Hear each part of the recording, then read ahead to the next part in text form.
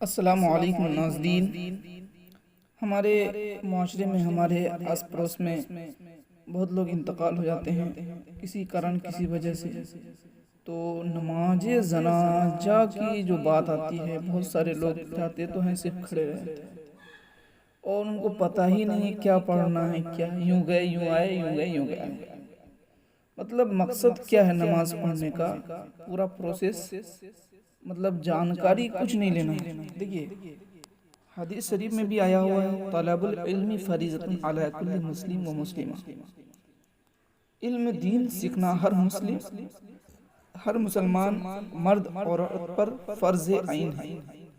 تو اس بات سے یہ سمجھ میں آ رہا ہے علم دین سیکھنے کے لیے کوئی عمر قید نہیں کی جاتی، جہاں تک ہو سکے علم دین سیکھتے رہیں۔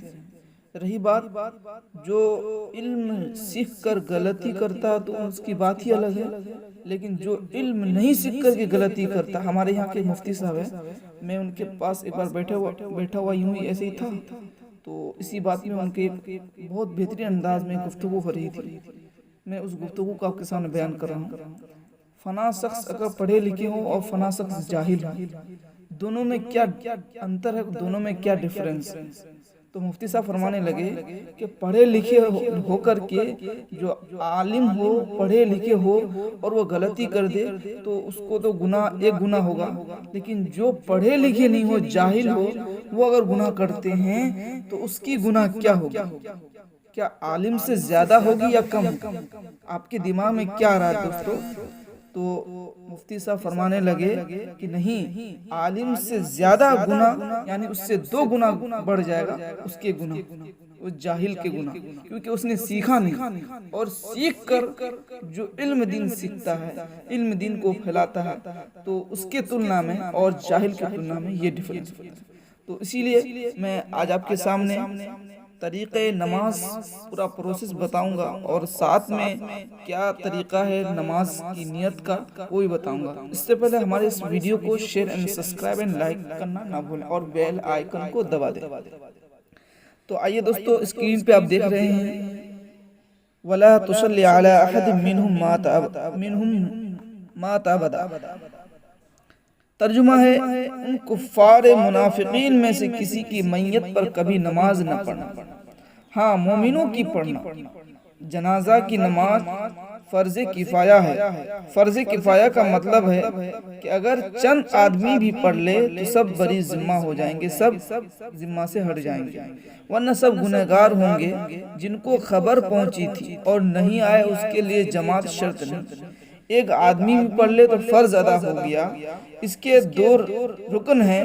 فرض نماز جنازہ میں کتنے فرض ہیں، بہت سارے لوگ سے پوچھا جاتا ہے لیکن بتا نہیں پاتے، تو آپ دھیان سے دیکھ لیں۔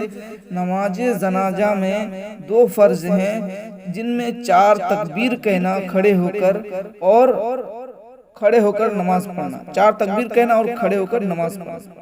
اور اس میں 3 سنتیں ہیں: اللہ کی حمد و ثنا کرنا، نبی صلی اللہ علیہ وسلم پر درود پڑھنا، میت کے لیے دعا کرنا۔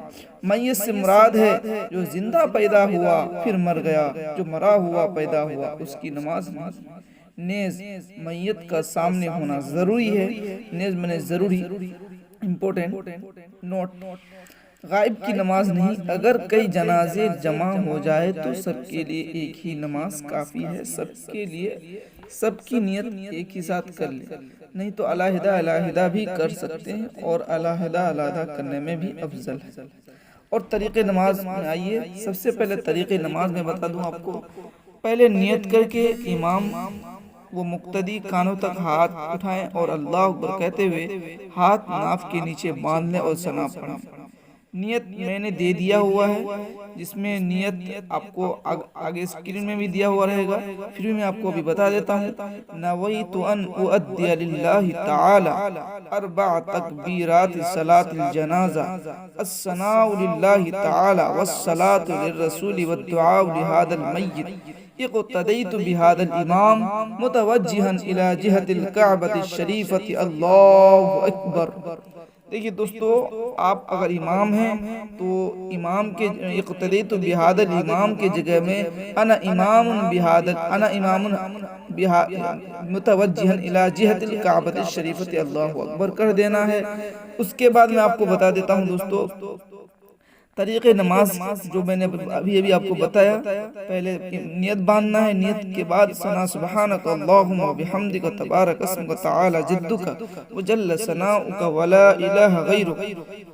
الہی میں تیری پاکی اور تیری حمد کے ساتھ تجھے یاد کرتا ہوں، اور تیرا نام برکت ہے اور تیری شان بلند اور تیری تعریفیں بڑی ہے، تیری تعریف بڑی ہے، کوئی معبود نہیں۔ پھر بغیر ہاتھ اٹھائے تکبیر کہیں اور وہی نماز والا درود شریف پڑھیں جو ہم اکثر اپنے نماز میں جو درود ابراہیم پڑھتے ہیں، اس کو میں بھی آپ کو بتا دیتا ہوں۔ اللہم صلی علی محمد وعلی آل محمد کما صلیت علی ابراہیم وعلی آل ابراہیم انک حمید مجید۔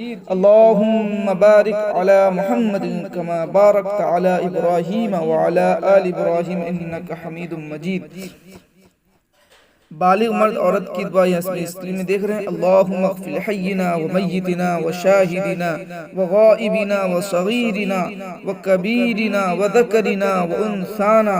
اللہم من احییتہ منا فاحیہ علی الاسلام ومن توفیتہ منا فتوفہ علی الایمان۔